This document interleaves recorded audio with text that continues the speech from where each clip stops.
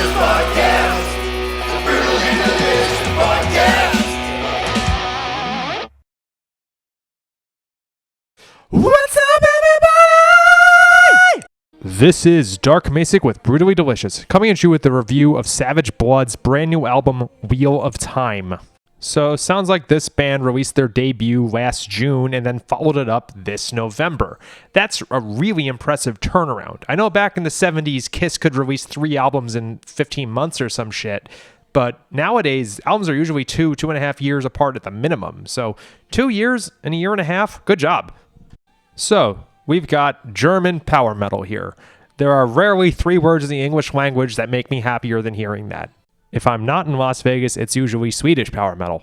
So even within the realm of power metal, there's obviously a good bit of variety, and this band hits on a style that I think is not very typical. They don't sound anything like Stratovarius, except that the singer is good. They don't sound like Iced Earth or Camelot either, but it's still clearly power metal.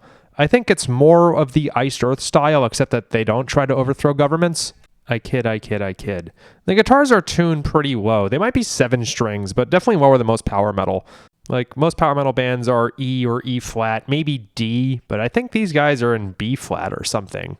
The other weird style knit with this band is that they have both riffs and choruses. A lot of times bands have one or the other. Iced Earth had really huge riffs, but the choruses were not like Emerald Sword style sing-alongs. Conversely, a band like Camelot, the verses are usually more accentuated by a guitar or keyboard melody instead of like a traditional guitar riff. Power metal is definitely my favorite genre, but rarely are you air guitaring to the verses. That said, Savage Blood seems to have accomplished both. The singer seems to emulate David DeFace of Virgin Steel. Rarely are German people trying to sound like they're from Long Island. In my experience, it's kind of the reverse. And a last nip before we start talking about songs. Yay for the production, because you can actually hear the bass. That's rare as is and unheard of when they are tuned as low as they are. I don't know how the engineer pulled this off, but you deserve whatever Grammy equivalent there is for production. Song-wise, the opener, Battle Cry. Great opener. At first, I thought the vocals reminded me of someone like John Bush, but then immediately went straight into that power metal David DeFace style. So maybe I'm saying like David DeFace, but huskier, and that's a good thing. If anyone knows a band called Savage Circus from 2009, they have always been compared to Blind Guardian, not only because the drummer is Toman Staunch, but also because the singer sounds just like Hansi Kirsch. Something like that is probably really good for getting noticed in the first place, but awful for longevity. Finding your own sound is crucial. So I have not yet listened to Savage Blood's debut, but at least with this album, I'm thinking they have stumbled upon something. They're creating something. This does not sound like some well-established archetype in the genre. You know, oftentimes the second album is when things get real. Ride the Lightning was Metallica sounding like Metallica. I do love Kill 'Em All, but it sounds a lot more like Motorhead than like anything they did after. Right after the opener Battle Cry, we get Warriors of the Fortress.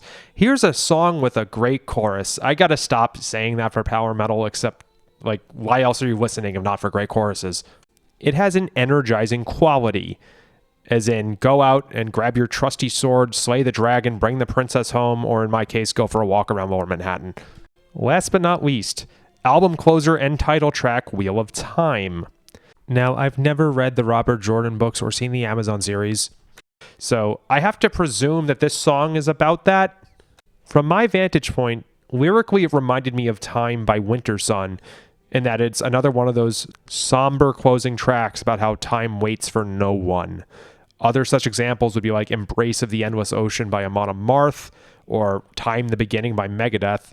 It's actually very touching and in a way not typical of power metal. You're not getting up and saving the world with this one. You're looking at your life and asking, what do I want to do with my remaining time? I hate to be a downer, but this is actually very artistic. I don't know if it's the type of song that gets you a ton of fans, but I gotta say, from my point of view, you did a great job here. So I've given myself a bit of a mission. Go back, listen to Savage Blood's debut, and see whether I can pick out the influences. It'll be fun, but truthfully, it doesn't matter that much because at least with this album, they have found a new sound, one that they can use to make a career out of.